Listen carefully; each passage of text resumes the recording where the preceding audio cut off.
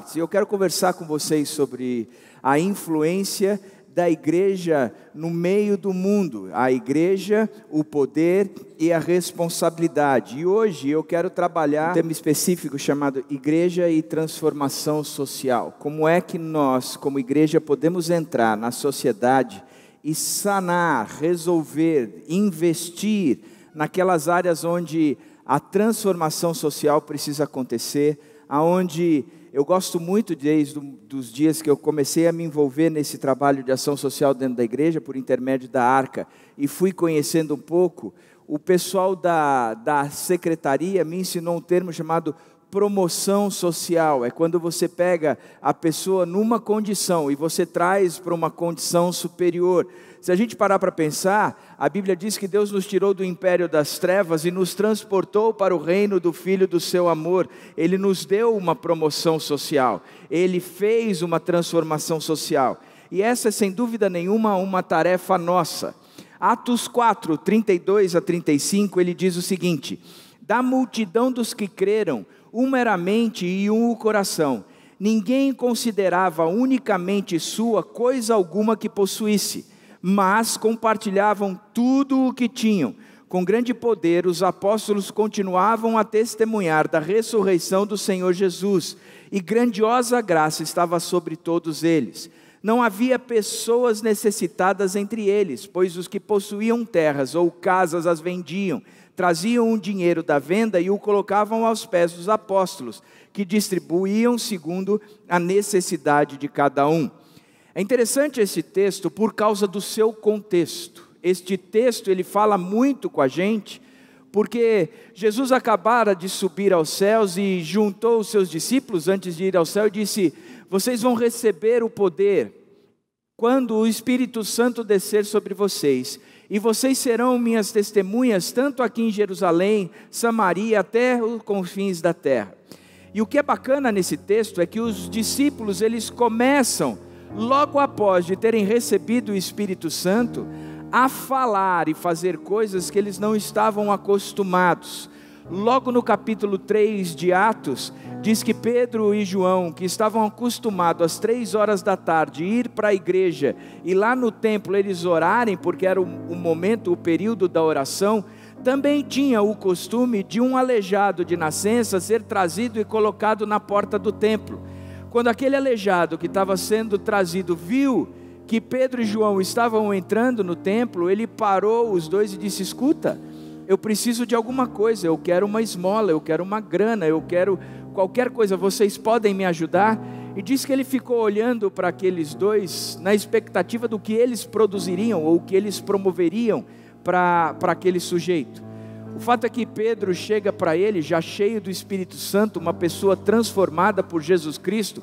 Houve sem dúvida nenhuma uma promoção social em Pedro, daquele que vivia perdido para alguém extremamente encontrado, que sabia o que tinha que fazer, que tinha tido um encontro pessoal com Jesus Cristo e a sua vida nunca mais fora a mesma. Aquele sujeito chega para esse aleijado e diz: escuta, nem prata nem ouro eu tenho, mas aquilo que eu tenho eu te dou. Pega para o sujeito e diz: em nome do Senhor Jesus Cristo, Nazareno, levanta-te e anda. E dando a mão para o sujeito, ele levanta, e diz que os tornozelos começam a se firmar, e ele vai entrando no templo, e dentro do pátio do templo, ele começa a pular e louvar a Jesus Cristo, e aquilo gerou um incômodo, porque os homens e mulheres que estavam naquele lugar, começaram a ver aquele sujeito e disseram: escuta, nós sabemos quem ele é, nós conhecemos esse cara estava aqui no nosso meio, ele sempre foi um aleijado, e agora ele está andando, algo aconteceu. E começaram a questionar Pedro e João, e Pedro começa a explicar a respeito da ressurreição de Cristo Jesus, dizendo quem ele era. E o problema é que as redes sociais começaram a bombar, hashtag Jesus curou o aleijado, e aquilo pegou o top 10, e a coisa divulgou de um tal jeito que as autoridades ficaram indignadas com aquela situação toda, e chamaram os dois, falaram: olha, nós precisamos saber o que é que aconteceu, por que vocês estão promovendo o que vocês promoveram, o que é que...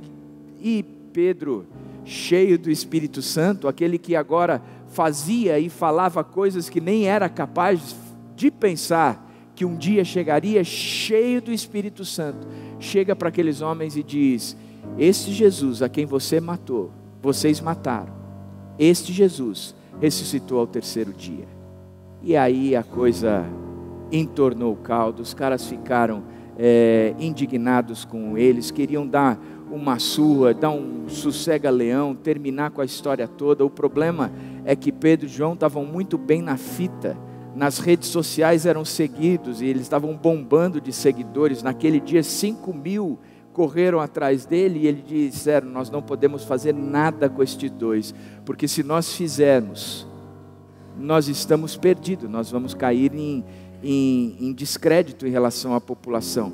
E dão uma bronca, pedem para que eles não falem mais a respeito disso. Eles dizem: escuta, não tem jeito, a gente vai continuar falando. E eles saem dali, e eles se encontram com os seus amigos, discípulos de Jesus, e contam tudo o que tinha acontecido. E eles fazem uma oração, pedindo para Deus, que Deus desse a eles a capacidade de ser ousados no falar de Cristo, no testemunhar de Cristo. E diz que a sala treme, há um tremor de terra, e eles ficam cheios do Espírito Santo, e cheios da capacidade de compartilhar o Evangelho. Isso é tudo o que aconteceu antes desse texto.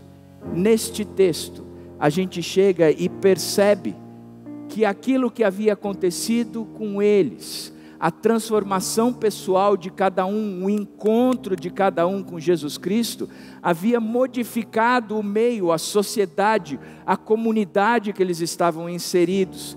Da multidão dos que creram, eles começam dizendo, eles vão explicando, e o que eu gosto nesse texto, é como o Guilherme quer. Ele soube pegar o conteúdo deste texto e eternizar numa melodia que eu não vou cantar, mas a tia Regina Célia vai cantar. E a gente vai recordar o que este texto tem a ver de forma brilhante. Vamos ouvir?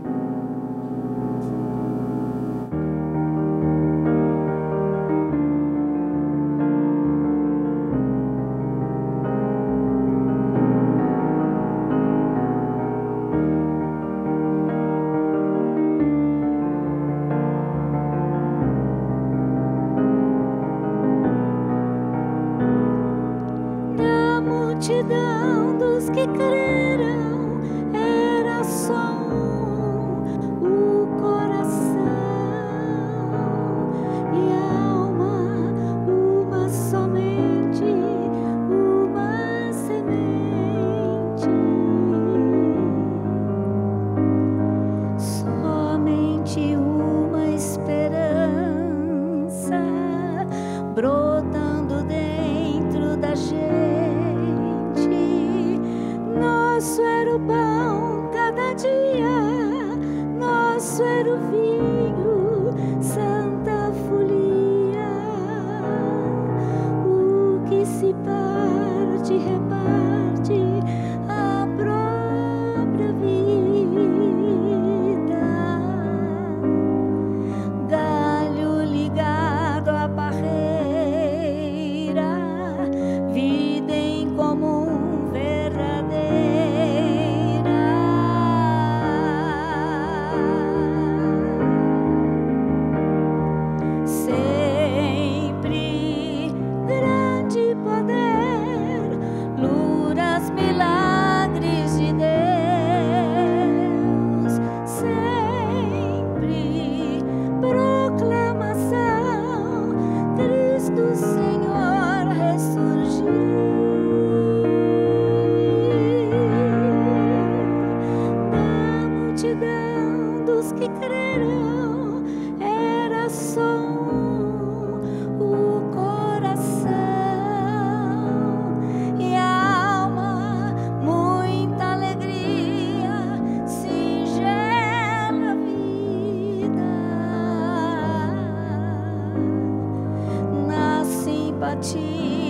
De todos, nasce a igreja de novo, povo de Deus, sal e luz.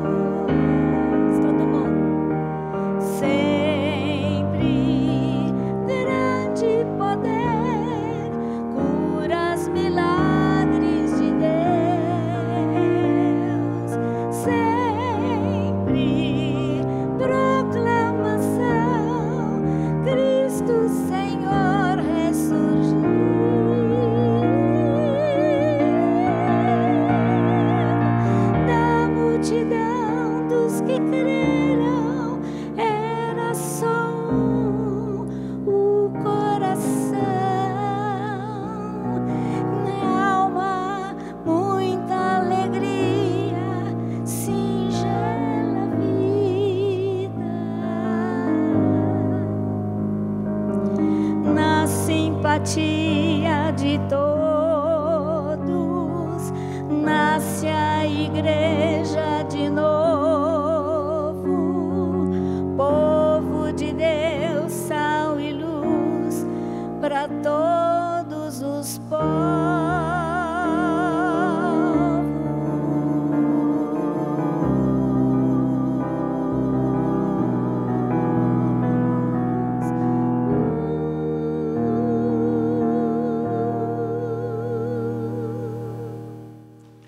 Interessante como é muito mais bonito cantado do que somente lido, e como isso mexe com as emoções da gente.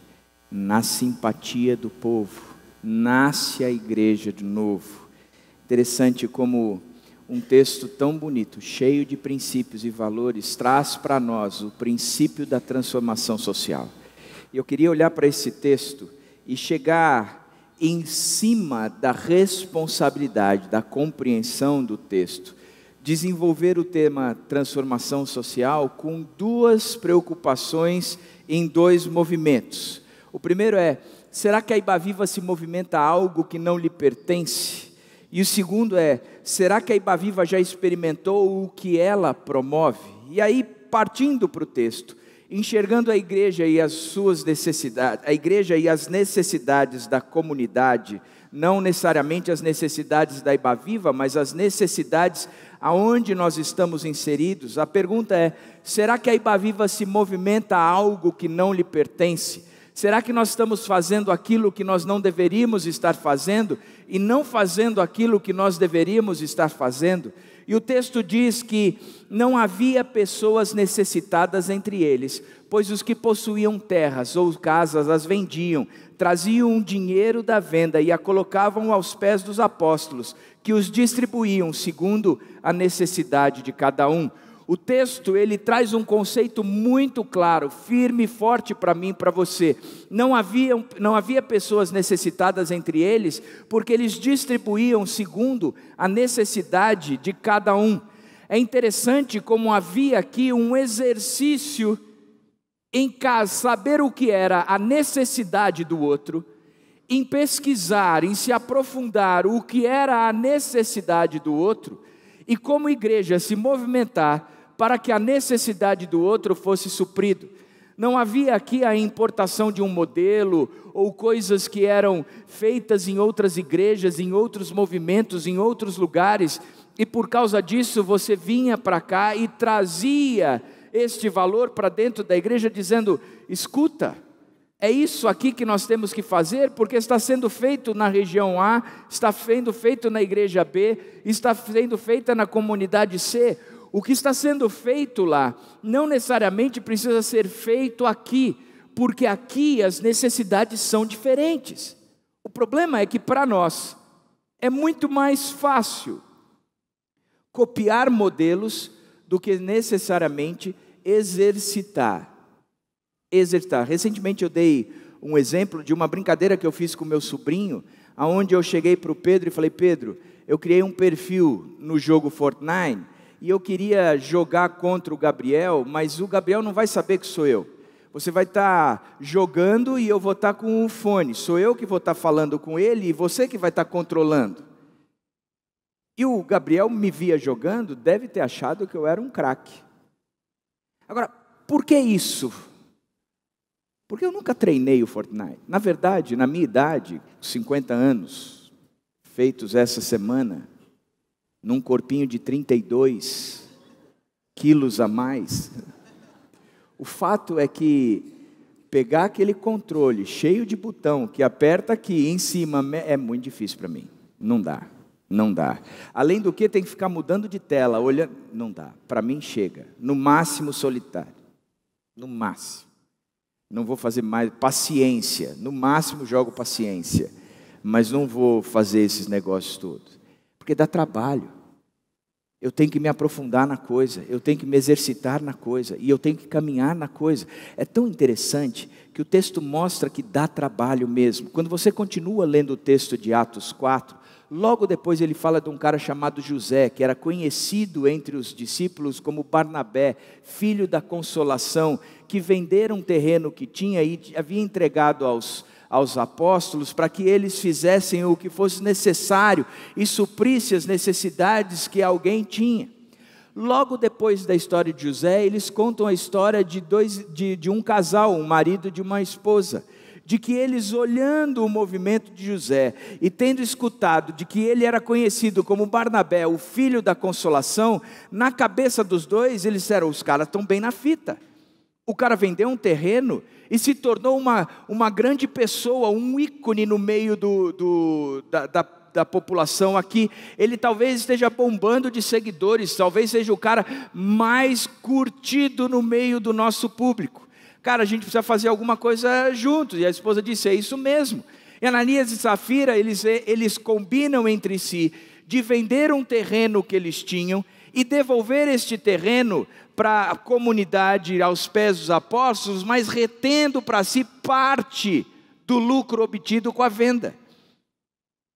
E não existia uma regra de que eles tinham que entregar tudo ou não, que era parte ou era 100% ou era nada.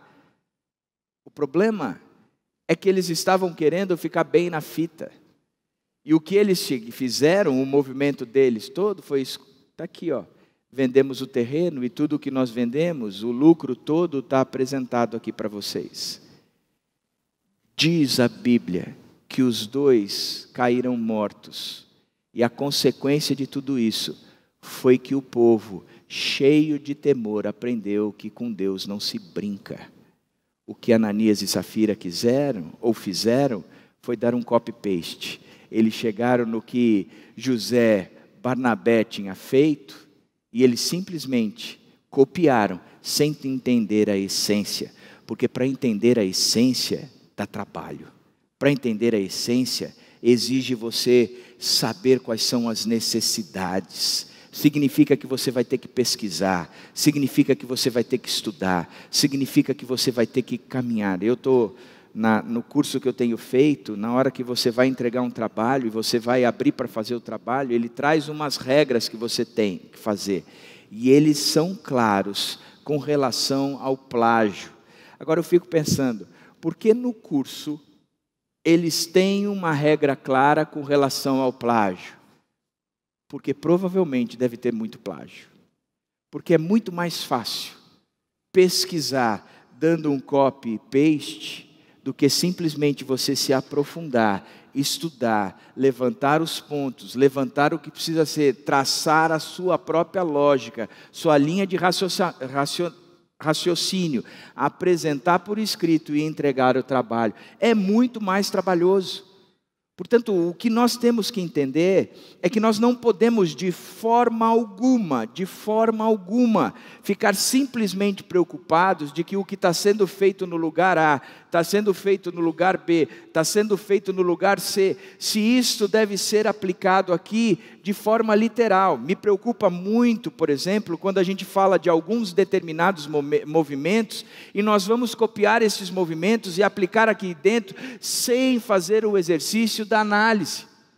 O Celebrando a Recuperação funciona e funciona muito. Eu estive recentemente lá e voltei impactado, impressionado com o movimento.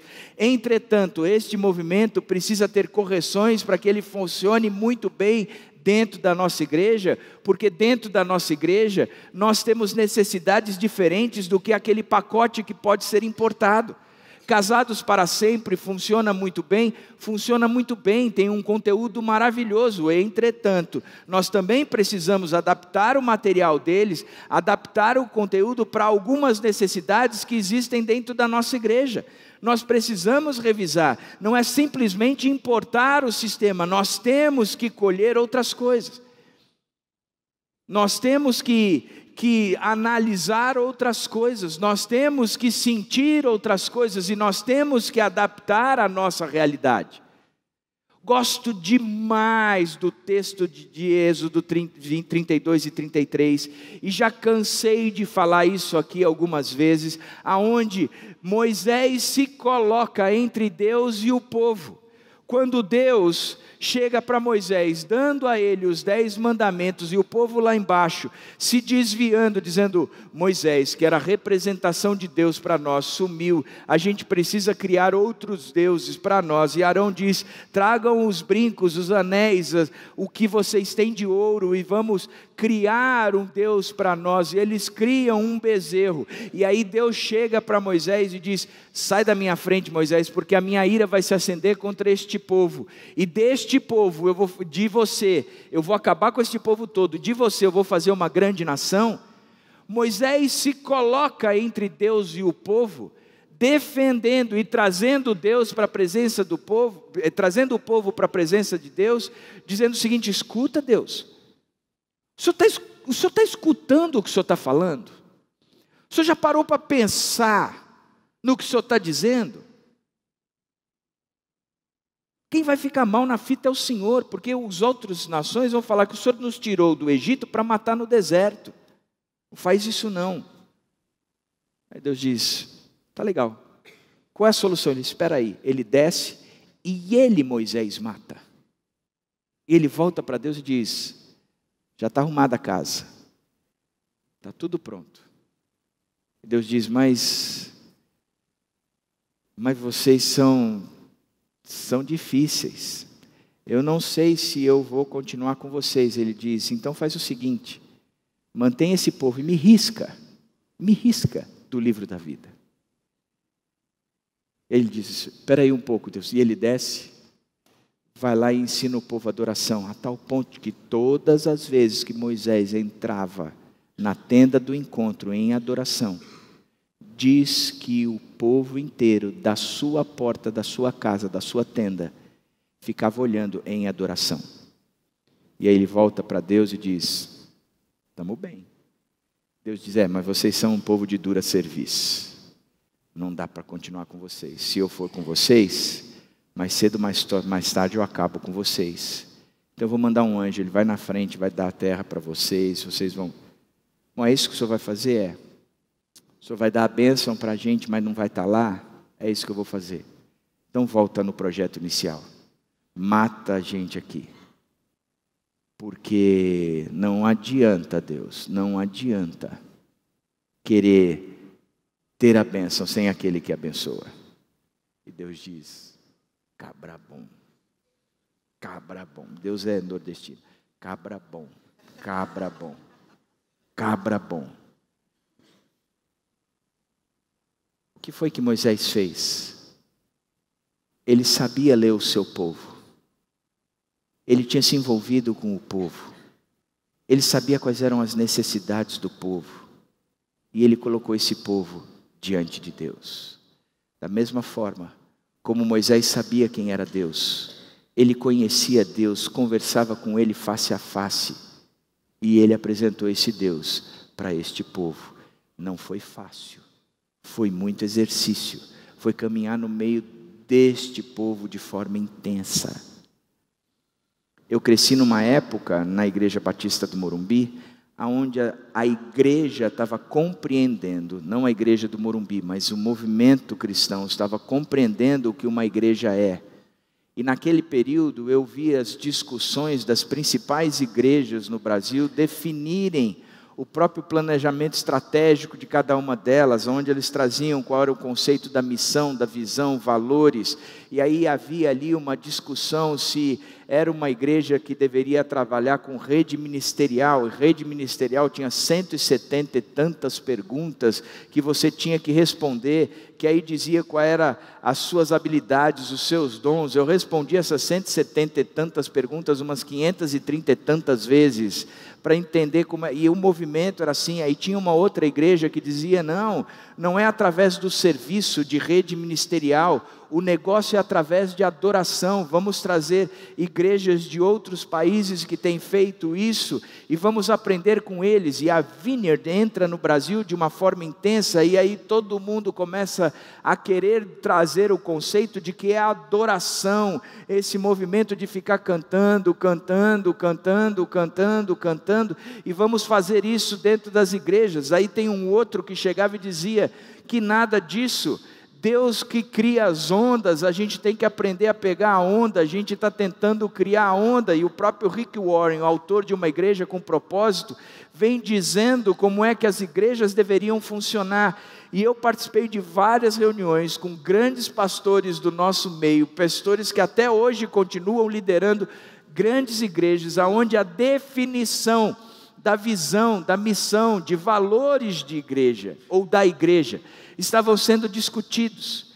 Na minha cabeça sempre passou o seguinte: escuta, o que estes caras estão discutindo entre si e definindo a visão de cada igreja, como é que eles têm que agir, o que eles têm que ser, isso é questão de semântica, porque o que eles estão discutindo são valores, princípios, missão e visão que é bíblica, está dentro da Bíblia. O problema não é o que cada um definiu, o problema é que eu não consigo importar o que cada um definiu e querer aplicar o que cada um definiu desta maneira na igreja onde eu estou, porque o que diferencia uma igreja para outra não é de forma nenhuma o absoluto que está na Bíblia e nem o Deus da própria Bíblia, mas o seu povo. O que diferencia é um povo do outro. Portanto, como é que eu pego este absoluto bíblico, este Deus bíblico, e trago para este povo, e o apresento para este povo, supro as necessidades deste povo, trabalho cumprindo com que aqueles caras todos tenham as suas perguntas respondidas, tenham as suas carências supridas.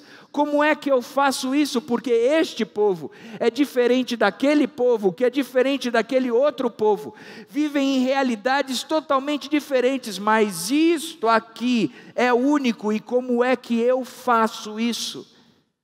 E o que eu acho bacana é que não havia pessoas necessitadas entre eles, porque eles distribuíam segundo a necessidade de cada um. Eles sabiam o que o povo precisava, o que aquele sujeito precisava, o que aquela mulher precisava, o que aquela família precisava. Não era algo distribuído de forma única, uníssona, mas era algo distribuído de acordo com as necessidades. Havia a preocupação da leitura da necessidade e do envolvimento da necessidade de cada um deles.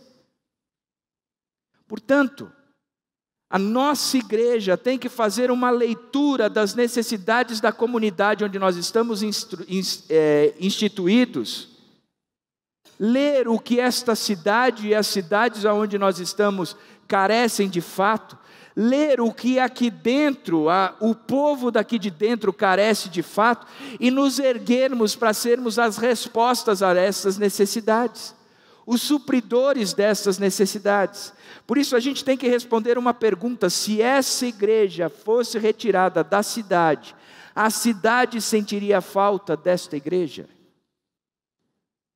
Se sentiria falta, por que sentiria? Porque o pastor é bonito, cinquentão com cara de 30? Isso sentiria, sem dúvida.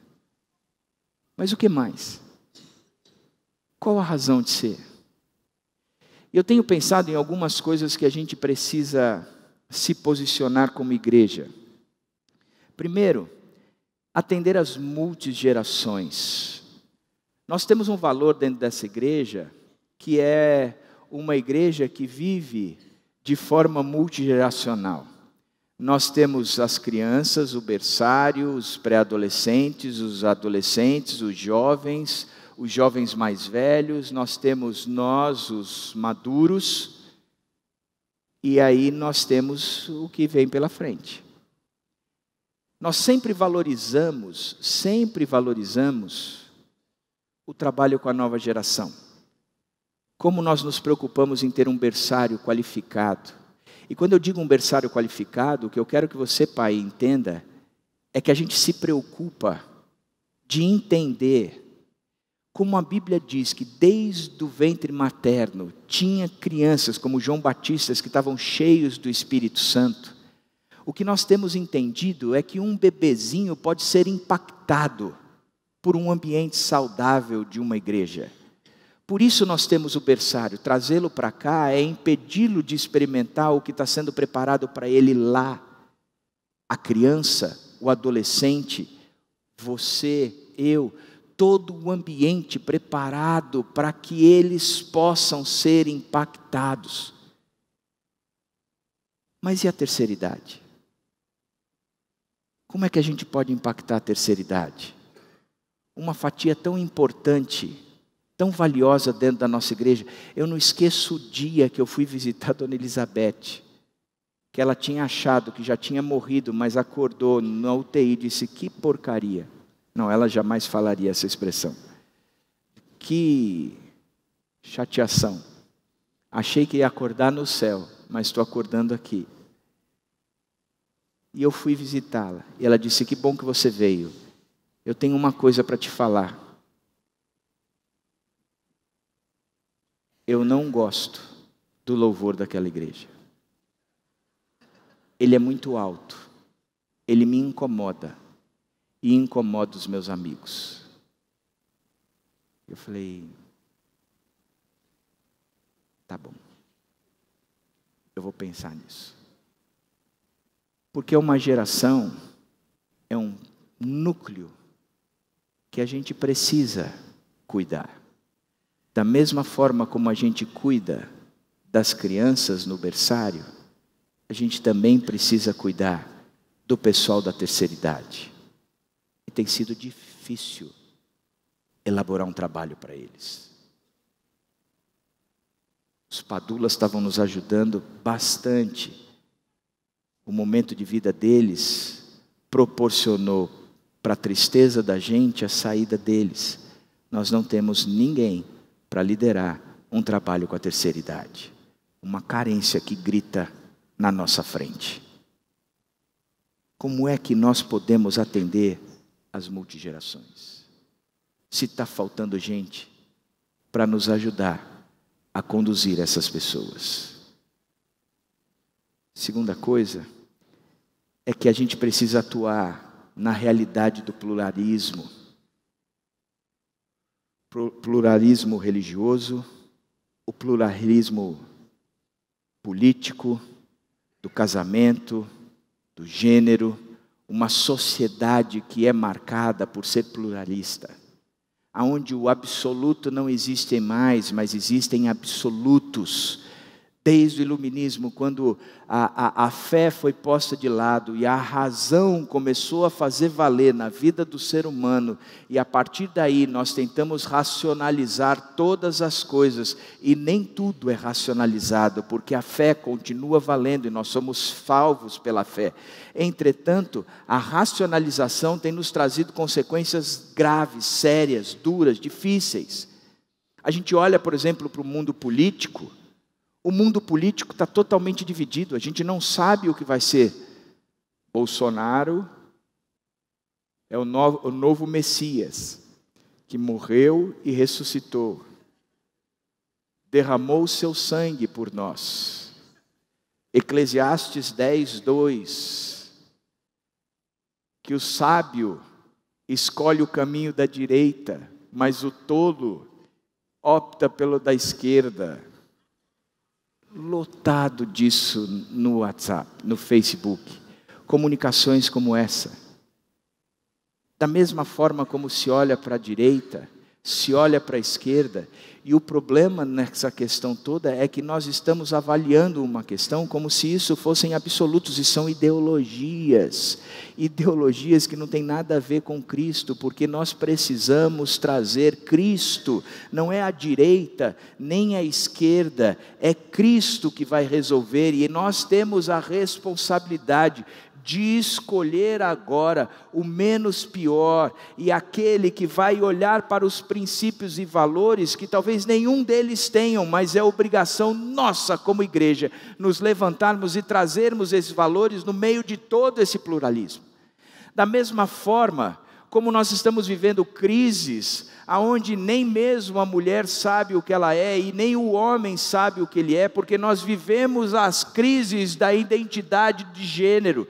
E como resultado de tudo isso, para mim o que eu tenho visto é uma sociedade perdida em todos os seus aspectos. A mulher não sabe o que é ser mulher, o homem não sabe o que é ser homem, e aí se multiplica todas as questões possíveis e imaginárias, mesmo no próprio casamento.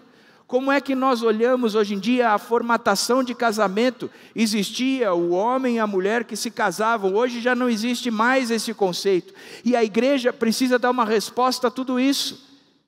Por que o feminismo está crescendo tão? O empoderamento da mulher. Cara, eu sou filho de paraibano, eu já nasci nesse movimento. Eu sei o que é ser uma mulher que manda. Oh, perdão, apaga. Eu sei o que é viver com uma mulher que manda, não é que eu sei o que é ser uma mulher que manda. Fui filho de paraibana. Minha mãe tinha todo o empoderamento. Isso não é de agora. A questão e a disputa de que nós temos que ter salários iguais. O meu sonho é que a Dani tenha o salário maior que o meu, porque aí eu me aposento. Estamos investindo pesado nessa história. Estudando psicologia e tudo mais, porque tem que ganhar. Por que estamos tão perdidos? Porque a Bíblia não diz que eu tenho que ser o ícone nacional. A Bíblia só diz que eu preciso amar a minha esposa como Cristo amou a igreja e se entregou por ela, que a minha função é amar a minha esposa, que eu como homem eu tenho que amar a minha esposa.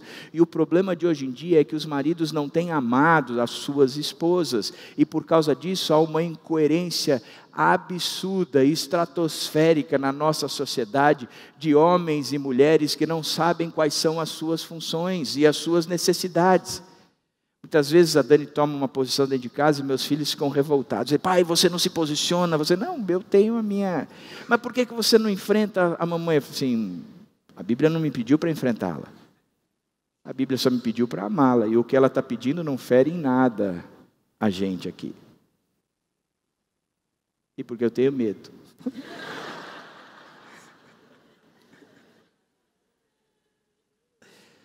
Sabe a primeira colocação, né? Para preparar para a segunda. Mas esse que é o movimento.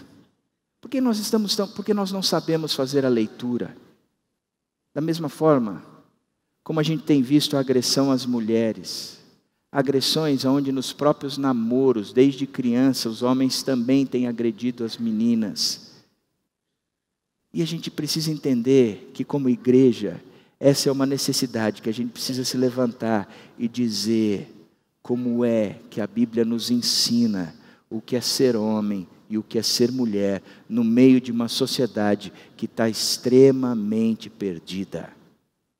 Reflexo nos casamentos, nos relacionamentos, na vida profissional e assim por diante. Terceira coisa, desenvolver líderes na igreja. Mais uma vez eu volto a dizer que a grande carência do nosso povo são líderes de fato. Eu não sei você, mas eu tenho uma luta hoje tremenda por não saber em quem votar. Porque, na minha opinião, faltam líderes de fato, com princípios, valores, que administram em prol da sociedade e não em prol dos seus próprios direitos, seus próprios benefícios, das suas próprias vontades. Que se dizem filiados a uma ideologia, mas na prática têm demonstrado totalmente contrário à sua ideologia.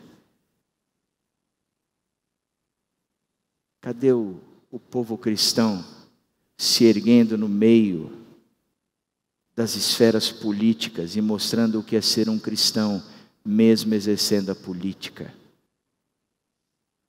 Cadê os professores cristãos que estão entrando nas universidades e apresentando os princípios e valores cristãos, aonde há uma pesquisa da George Barna Group que mostra que 70% dos jovens cristãos que entram na faculdade perdem a sua fé, porque são confrontados com ideologias que eles nunca aprenderam a defender dentro da igreja, e por professores altamente distantes do cristianismo, mas cheios de professores cristãos que não têm se posicionado e ajudado esses jovens a se posicionarem no meio da sociedade, da comunidade, da própria faculdade e da universidade.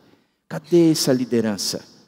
Cadê a liderança séria de grupos pequenos, que estão mais preocupados hoje em dia com a qualidade do bolo que será servido, e se o bolo vai ter quantidade ou não, ou se fulana não trouxe o bolo que deveria ter trazido, ou se é alguém que vai se posicionar olhando e dizendo: nós precisamos suprir as necessidades do nosso grupo, necessidades evidenciadas pela Escritura. Porque conheço a Escritura, conheço o povo, sei do que eles precisam. Vou ser como Moisés, que me coloca entre o povo e Deus, fundamentado na própria palavra de Deus. Nós precisamos desenvolver líderes na igreja, mas não para a igreja.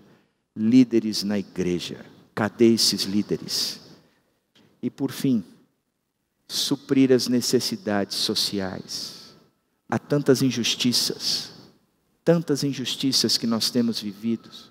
Hoje se fala muito nos refugiados, e refugiados é uma realidade. Em Vinhedo nós temos refugiados. Tem um menino levantando um trabalho sério de alfabetização e aprendizagem da língua portuguesa para a maior parte dos haitianos que vivem em Vinhedo, que só falam o crioulo e francês. Um menino, 17 anos de idade, está encabeçando tudo isso, fazendo acordo com colégios, procurando material, correndo atrás de pessoas que falem o francês e que estão dispostos a gastar tempo para ensinar esses haitianos a falarem o português. Pessoas como o Adalto da nossa igreja, que contrataram essa semana um haitiano simplesmente para poder investir na vida deles. Cadê a gente suprindo as necessidades? Porque a nossa função e a nossa tarefa é suprir as necessidades, as carências da igreja. Há 10 anos atrás, eu me sentei com a secretária de ação social da cidade e com os assistentes sociais da cidade, fiz a pergunta: quais são os problemas que esta cidade tem, que vocês não conseguem resolver, que como igreja nós poderíamos entrar e ajudar a resolver? Nós ficamos, eu acho que quase 4 horas discutindo, até que o trabalho do contraturno da escola. As crianças estavam largadas, porque os pais iam trabalhar, e eles ficavam na rua, sujeitos a drogas, sujeitos a gente mais velha, com maldade e assim por diante, e que alguém precisava cuidar, melhorar o ensino e assim. E nós começamos um projeto há 10 anos atrás, nem a prefeitura, nem nós saberíamos o que é fazer esse trabalho. Hoje, pela graça de Deus, não só a Arca, mas uma série de outras entidades se posicionaram, se levantaram e hoje têm feito o trabalho. Pela graça de Deus. Mas ser a Arca não está fácil. A gente precisa levantar recursos e nós não temos recursos. A gente tem feito das tripas o coração, porque não se tem recurso. Hoje, no final do culto, se você quiser, o pessoal da Arca está ali, e eu recomendo que você faça. Vai lá e assuma um compromisso, 30, 50 reais por mês. Vai resolver o problema. A gente não precisa de muito, o problema é que a gente não tem tido. Porque hoje em dia, é muito mais fácil a gente ir no McDonald's e comprar um Big Mac, do que querer bancar e ajudar uma criança a ter toda a proteção um mês inteiro, com o mesmo valor de um Big Mac. Por que a gente está assim? Por que nós não olhamos para a necessidade dos outros? Por que a gente não aperta o cinto? Por que a gente não se movimenta em prol? Por que a gente não faz? Por que a gente não faz? A gente tem que crescer olhando as necessidades. Quais são as necessidades do seu condomínio? Quais são as necessidades da rua que você mora? Quais são as necessidades que você tem identificado? Necessidades sociais são necessidades espirituais, necessidades financeiras, necessidades emocionais. Ainda ontem eu ouvi um promotor da justiça, Sérgio Queiroz, que no norte do nosso país, ele criou um movimento que como procurador, ele tem desenvolvido um trabalho sensacional de recuperação de adictos, de escola de alto nível. E ele disse, a escola é cara pra caramba, filhos de governador, de prefeitos, de deputados e de empresários têm frequentado a minha escola, e 30% do que a gente arrecada, a gente tem investido em crianças que não teriam condições e estão saindo dali alfabetizadas bilinguemente.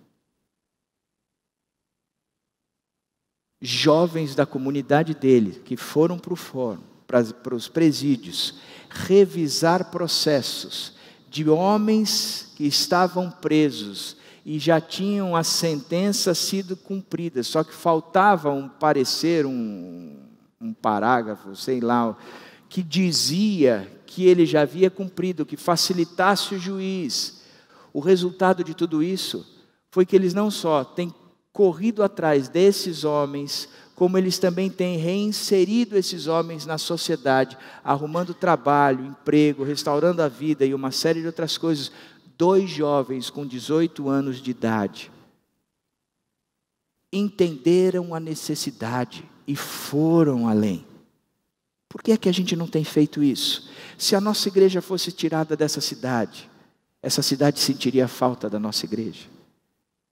O que é que a nossa comunidade tem feito em prol das necessidades dessa cidade? A minha oração é que Deus nos faça enxergar, que nos faça arregaçar as mangas, que abra o nosso coração e dê um fôlego novo. Mas o texto começa falando de igreja e a real transformação. Será que a Ibaviva já experimentou o que ela promove? Com grande poder, os apóstolos continuavam a testemunhar da ressurreição do Senhor Jesus e grandiosa graça estava sobre eles.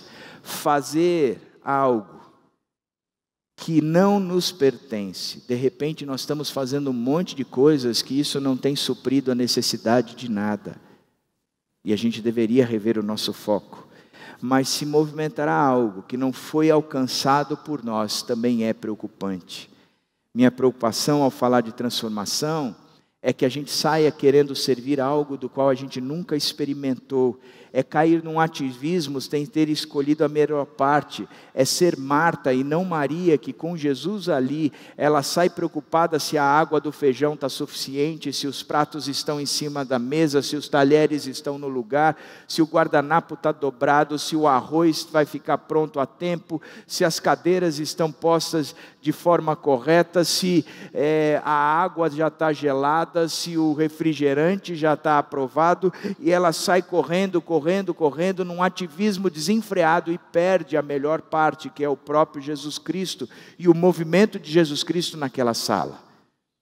Mas o Evangelho, ele apresenta primeiro a solução do mais profundo de todos os problemas humanos. É o problema de Deus e o homem, e da relação deste homem com Deus, para que depois o Evangelho apresente o problema de todas as crises sociais do homem. E não será o Evangelho de Jesus Cristo se não esclarecermos que a solução dos problemas sociais depende da solução do relacionamento do homem para com Deus. E o texto diz: com grande poder os apóstolos continuavam a testemunhar da ressurreição do Senhor. O Evangelho ele apresenta soluções para os problemas sociais, do sofrimento, das desigualdades, dos abandonos, dos descasos, das injustiças. Anunciar o Evangelho tem a ver com o que Deus fez por nós, porque primeiro ele apresenta a solução do problema do relacionamento entre Deus e o homem, e depois os problemas das questões sociais. Entretanto, se eu não entender como é que se soluciona o problema entre Deus e o homem, eu sempre serei um sino que ecoa no vácuo, no vazio, que bate e logo se esquece o seu som. É como nada, é como nada. Por isso o texto diz que os apóstolos continuavam a testemunhar algo que eles haviam visto, experimentado, sentido, vivido. Eles continuavam a testemunhar, dizer a respeito de, falar sobre isso. Eles continuavam. Eles eram testemunha de algo, e o texto diz que eles eram testemunhas da ressurreição do Senhor. A ressurreição tem um significado todo especial e promoveu alguns movimentos. Ela acontece no primeiro dia da semana, anunciando um novo começo. Ela acontece no domingo de Páscoa, quando é recordado a salvação pela morte do Cordeiro. Ela foi confirmada pelos anjos, ela foi confirmada pelos apóstolos, ela também foi confirmada pelos inimigos de Jesus. Ela era necessária para o cumprimento das Escrituras, ela era necessária para o perdão dos pecados, a ressurreição era necessária para a justificação, a ressurreição era necessária para a eficácia da pregação, a ressurreição era necessária para a eficácia da nossa fé, porque se Cristo não ressuscitou, nós somos dignos de compaixão, porque é inútil a nossa fé. E ao mesmo tempo que pega os discípulos de surpresa, e os enche de alegria e entusiasmo, a tal ponto, que Paulo em 1 Coríntios 15 diz, Cristo morreu pelos nossos pecados, segundo as Escrituras, ressuscitou no terceiro dia, segundo as Escrituras, e apareceu a Pedro e depois aos 12, depois disso apareceu a mais de 500 irmãos de uma só vez, e depois apareceu a Tiago, e então a todos os apóstolos, e depois desses apareceu também a mim, Paulo, como um que nasceu fora do tempo. Eram testemunhas da ressurreição de um Cristo vivo. A ressurreição tinha todo um valor. Mas essa semana Israel me deu um texto. Eu li o texto e eu chorei. Porque o mais bonito que eu acho na história da ressurreição tem a ver com a caminhada entre Jesus e aqueles 2 discípulos de Emaús.